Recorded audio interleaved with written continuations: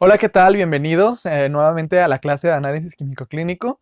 En esta ocasión vamos a continuar con la parte de química clínica y específicamente vamos a hablar ahora del perfil de lípidos. Por lo tanto, vamos a comenzar hablando algunas de las características que tienen estas biomoléculas, sobre todo retomando algunos aspectos bioquímicos. De acuerdo. Cuando nosotros hablamos de lípidos, estamos hablando de un grupo sumamente heterogéneo de compuestos que obviamente se caracterizan principalmente por tener una naturaleza hidrofóbica.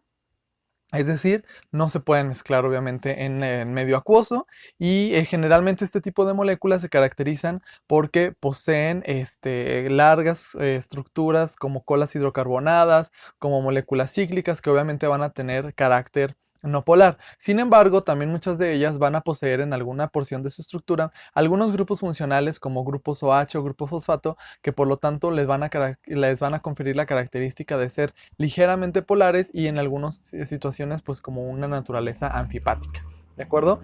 La clasificación de los lípidos es muy vasta, abarca diferentes pues maneras en las que los podemos agrupar, pero a mí me gusta siempre utilizar esta clasificación porque estamos hablando que pues nos habla sobre todo desde el nivel de complejidad, cómo tenemos las moléculas más simples, que serían específicamente los ácidos grasos, que son ácidos carboxílicos, como lo vamos a ver enseguida, que pueden tener una naturaleza de ser saturados, insaturados. De ahí podemos subir un poquito más el nivel de complejidad de la molécula y hablar, por ejemplo, de los triglicéridos o hablar de algunas otras moléculas que también tienen como base el glicerol y algunas otras que tienen una pues biosíntesis completamente distinta, como lo son, por ejemplo, los esteroideos, los esfingolípidos, etcétera, etcétera, ¿no? E inclusive, pues hasta hablar de pues los lípidos más complejos que no solamente tienen una porción lipídica, sino que tienen, por ejemplo, proteínas, hablando de lipoproteínas o carbohidratos que serían los glucolípidos. ¿Sale? Entonces, nada más vamos a repasar brevemente las características que tienen estas moléculas para que estemos todos en la misma sintonía y recordemos muy bien a qué se refiere cada una de estas. En el caso de los ácidos grasos, recordemos que son ácidos carboxílicos que se caracterizan por poseer aproximadamente de 12 a 24 carbonos de una manera lineal y que por lo tanto el grupo carboxilo que se encuentra en el extremo va a tener obviamente una naturaleza de ser hidrofílica, mientras el resto de la molécula va a tener una naturaleza hidrofóbica. Los ácidos grasos se clasifican en ácidos grasos que son saturados e insaturados. Los saturados sabemos que son enlaces carbono-carbono sencillos, mientras que los insaturados estaríamos considerando los que poseen dobles o triples enlaces. En el caso de las grasas es más común encontrar dobles enlaces y eso a su vez nos permite clasificar a los ácidos grasos como ácidos grasos cis y ácidos grasos trans, dependiendo de la configuración del doble enlace. Además, este tipo de ácidos grasos pueden poseer un solo doble enlace, es decir, se considerarían monoinsaturados o múltiples dobles enlaces que serían los poliinsaturados, ¿sale? En este caso, desde el punto de vista clínico, es importante mencionar que el tipo de ácidos grasos que nosotros ingerimos, por ejemplo, en nuestra dieta, es más común que los ácidos grasos saturados se encuentren en grasas de origen animal y que además sean grasas que tengan una consistencia pues como más sólida a temperatura ambiente, mientras que los ácidos grasos insaturados los vamos a encontrar más de manera más común en grasas de origen vegetal y que además son más líquidos como los aceites, por ejemplo, y que a temperatura ambiente. Y en el caso, por ejemplo, de los ácidos grasos mono y poliinsaturados, aquí, por ejemplo, encontramos muchos lo que son los omegas y que esos son los que están asociados principalmente a un mejor estadio o de sobre todo de salud cardiovascular, ¿sale? No voy a entrar mucho en ese detalle porque pues ya ahorita vamos a analizar los parámetros, ¿sale?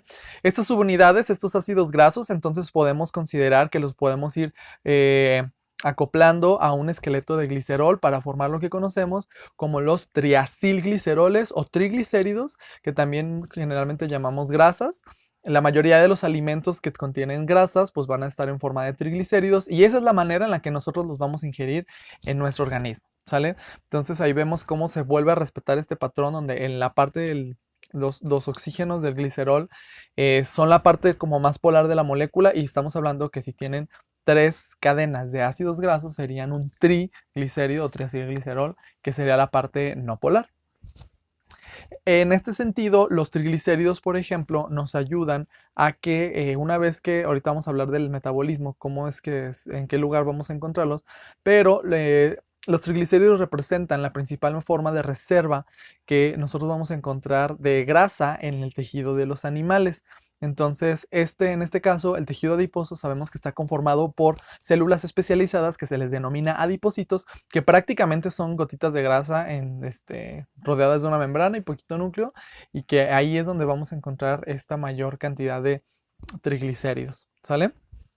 Hablando de otro tipo de lípido que sería el colesterol, recordar nada más que el colesterol es una molécula derivada de los esteroides, es un esterol que tiene como núcleo básico la molécula o el esqueleto de ciclopentano perhidrofenantreno con sus 4 anillos, posee cadenas laterales y lo podemos encontrar de dos maneras. El colesterol que tiene un grupo OH del lado inferior, del lado izquierdo, podemos observar este grupo H que le permite tener una naturaleza un poquito como más hidrofílica, ligeramente polar, y este se le denomina colesterol libre, ¿sale?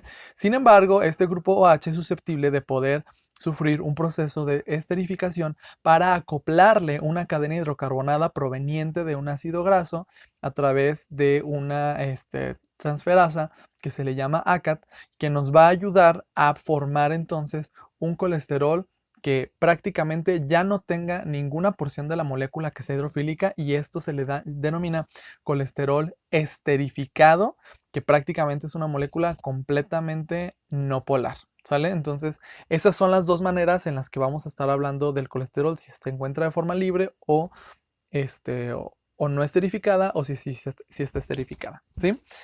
A diferencia de los otros lípidos, como ahorita vamos a hablar del metabolismo, pues el colesterol no es catabolizado de una forma tan sencilla como el resto de las moléculas, que podemos irlas degradando para inclusive aprovechamiento de energía.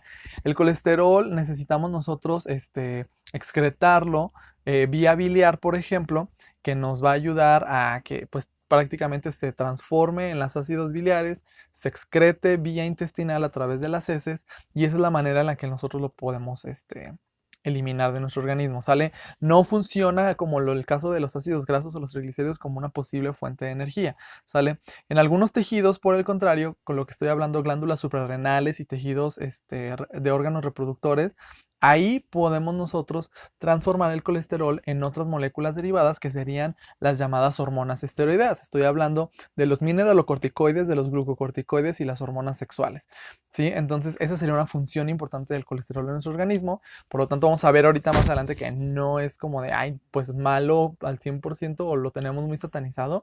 Y finalmente el colesterol también es precursor de una vitamina liposoluble, que es la vitamina D, que es esencial para que nosotros tengamos un adecuado metabolismo óseo, ¿sale? Entonces, esas prácticamente son las características que vamos a ver de estas moléculas. Vamos analizando entonces cómo se integra la parte del metabolismo para analizar obviamente la utilidad clínica.